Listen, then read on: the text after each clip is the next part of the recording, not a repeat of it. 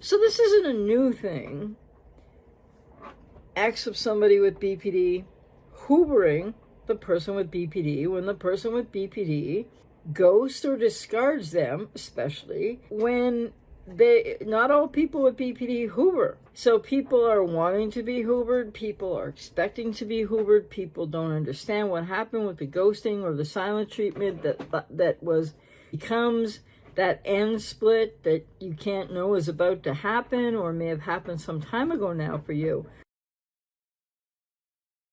Because this is a very difficult recovery process after relationships with people with BPD. I've had a lot of clients talk about this. A lot of clients do this over the years. They hoover the person with BPD because there's no resolution. There's no closure. It's a world of hurt when you're just given a silent treatment, then split off, and that's it. Sometimes you don't know if that's it, because some people with BPD will hoover you back, but not all. And so in the cases where people are really feeling the need to, they might be expressing it like the need to help this person more, to tell them again, or tell them for the first time that you really think they have BPD, or what's going to happen to them if you're not there to help them, to rescue them, and in fact, whether you intend or not, to enable them.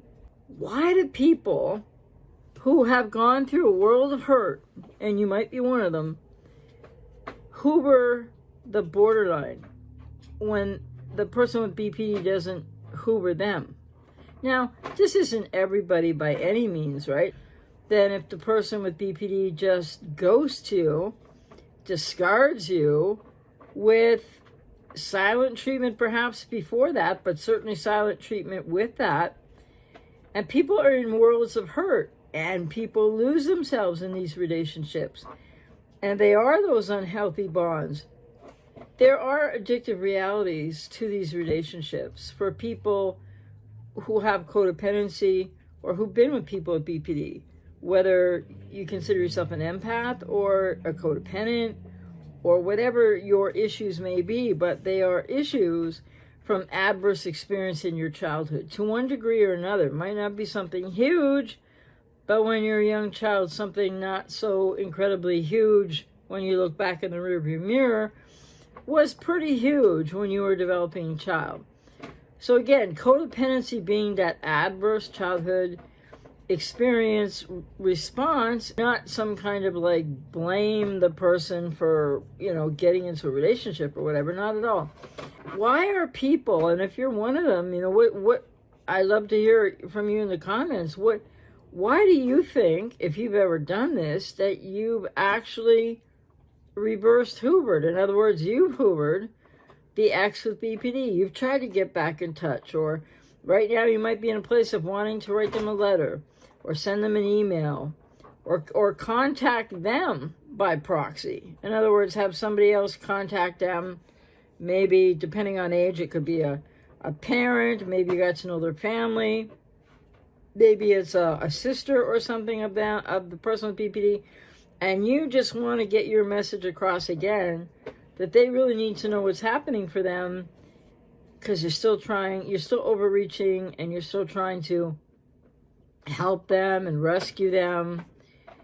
And many people will say, but I don't want him or her back, and I know that, but, and that's risky right there. The but after the first statement, because this reverse hoovering is actually, I think, increasing. More and more clients, not just recently, but over I don't know, last few years or more, have been talking about this. And it comes out of your pain, your lostness, your understandable confusion as to what just happened here. And this question that burns so painfully inside of so many after a relationship with somebody with BPD who ghosts or discards you, no closure, you don't know what happened, how they just turn their love off like that, which I talk about in a video I did, when BPD love, in quotes, just ends. Then there's this belief, a negative core belief really attached to something else people need to learn more about, for themselves that this person, your ex with BPD, is now going to go on and find somebody else and it's going to all work out great. And what's going to happen for you? Because you're feeling lost, confused, the cognitive dissonance, the pain, the grief, all the stages of healing required, and recovery, active recovery in codependency, recovery for empaths, and I'll talk more about what that looks like, but learning harm reduction and having healthier boundaries. So if you are someone who's considering, or you have reversed Hoovered, in other words, you're the ex of the person with BPD and you're now thinking of Hoovering them, or in any way trying to get in touch with them, or through another person trying to get in touch with them, please understand that I understand people are in agony after these relationships, because you love this person who wasn't really who you thought they were. That's pretty hard to accept. You don't just get over that in a hurry. And then there's the healing and recovery journey that each person who's been in these relationships with somebody with BPD, they have codependency or not, needs to take to know more about yourself, to be able to heal this, so that you won't go on to the next person with BPD or another cluster B relationship. What's really key here to realize is not just people with BPD that Hoover, and they don't all Hoover. It's many people who are ghosted and discarded, and the pain of that and the no closure of that are actually reverse Hoovering people with BPD. And I must say, with the clients that I've been working with and over time, not just recently, but recently too, that Hoover rate doesn't yield much success. And I think what I really want to say to people, if you're in this place, or you're just coming out of, or you've just been ghosted or discarded, or maybe it was a while ago, but you're still in a world of hurt, you still need more healing and recovery, which this is a complex process for people. I really want you to think about how important no contact is, and that if you're going to try to reverse Hoover them, it's coming from this place of not so much that was the only person for you. You may believe that, but it's not the only person for you. It wasn't the right person for you. They're not healthy enough. And then respectfully, I would say people with codependency, etc., need to get just a little healthier themselves in their own ways. So the point of this reverse Hoovering is that it just takes you backwards. It increases your pain. It feels very, compulsive or compelling to want to reach out to them. So that's a reverse Hoover. Once all is said and done, or not really said, but done. And the thing is, it's just going to re-enliven your pain. It's just going to make it worse. But what drives people to do, the exes of people with BPD, some, not all, to do this reverse Hoovering of the person with BPD that ghosted or discarded them? What drives people to do that? Well, I think you're externalizing your own control and needs instead of meeting your own needs, and finding that, and I don't like the word control, but finding that agency and empowerment within yourself. And it also tends to be an avoidance of the pain that you're in right now, and the pain or that you've been in for a time, and the pain after somebody with BPD ghosts or discards you. That's huge, and that's largely about what happened there with that person who discarded and ghosted you. But it also triggers people back to the primal. This is what more people need to understand. This is why I'm out here working with a plethora of clients, but I still have room for more clients. I help people to do the work that goes back to family of origin, self-differentiation healing, and really going deep into, it could be a small thing that didn't feel small when you were a child. It doesn't have to be horrific, adverse childhood experience in your life. To really get through the healing after a relationship with somebody with BPD who ghosted or just discarded you, really means that you need your own healing and recovery journey that is about that, yes, but goes a little deeper into you knowing yourself better, as I've said before.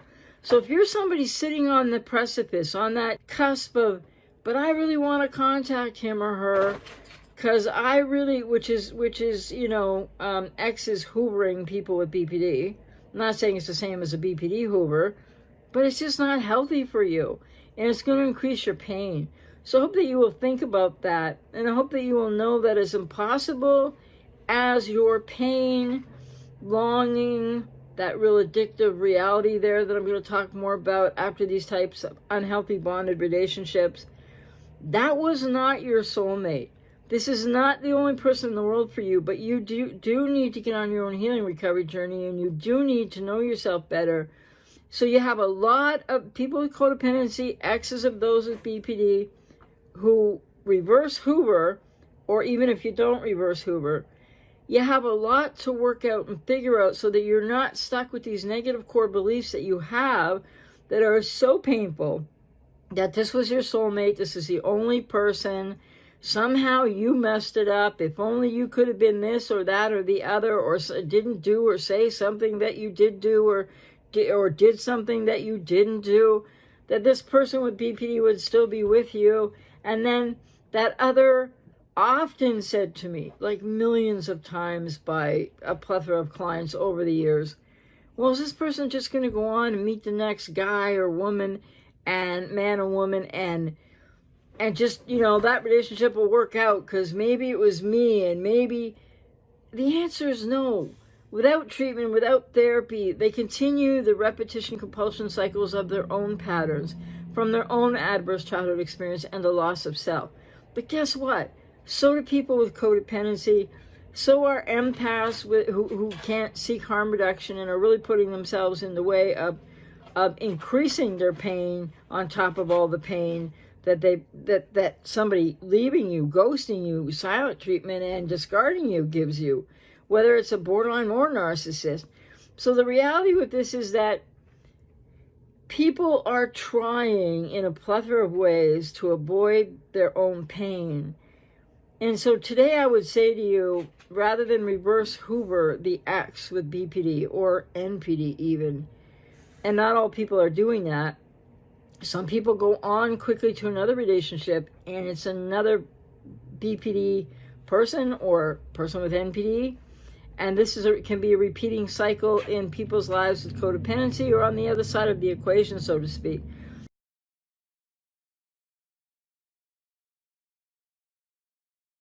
So the reverse hoover that is increasing for people who are discarded and ghosted by people with BPD and or NPD, what is that about? What do you think? Love to hear your comments below. And have you been someone? Are you someone on the edge of this right now? Have you done this? Have you reverse hoovered the person that discarded or ghosted you? Please know, I really understand the pain people are in after these relationships break up. Whichever way it ends doesn't make it better. And you need to get on your own healing and recovery journey. And so for those of you still avoiding the pain, maybe it's days after, maybe it's weeks, maybe it's months, maybe it's a year, maybe it's years. If you are avoiding your own work, healing, and knowing more about yourself, and realizing you've been triggered back to the primal, which means something in your early childhood that's a wound in your inner child. I do reparative work with clients all the time, and you can definitely heal that, and it changes everything over time. And then you won't fall prey. You won't again miss the signs or get into another relationship with another person with cluster B. So the way to do this is to get support, to get into this process of recovery with someone like myself, if I resonate with you. The only way through, the only way to know more about yourself, to do this healing, to not have to be in the amount of pain you're in, asking all the questions you're asking of yourself, or, I have lots of clients asking me lots of questions. The only way through is to address and heal your pain. And that's the one thing that so many people are still avoiding doing. And that's why it's a painful, complicated landscape of recovery after you've been with somebody with BPD or NPD and been ghosted, discarded, etc. But it's so well worth it. But it's what's in your way right now. It's not the person with BPD. It's not the ex with BPD. It's not the narcissist ex. It's you avoiding your own pain, and not just the pain of what's just happened to you, but pain that's triggered you back to primal pain. And so the only way through is focus on self, getting into recovery actively with someone like myself, if I resonate with you, and working through the pain. And what is the primal piece of pain that you need to understand more about and heal, so that you can go on to healthier relating and find happiness and peace after all this tumult and pain. It's doable, but if you're going to reverse Hoover, if you're going to stay invested in the questions, if I'd have done this, if I'd have done that, and the sort of the belief that somehow this was the person you've been waiting for all your life. Look at how much it's hurt you. Who might that person have represented for you on the other side of somebody with BPD or NPD? The reverse Hoover, when no contact is the only answer. Focusing on yourself and taking this journey of recovery for yourself. That's the way through. That's the way out. And it does mean grieving pain. And it does mean looking at where is the trigger in you to what primal pain that you still need to heal. So I hope that was helpful, and take care.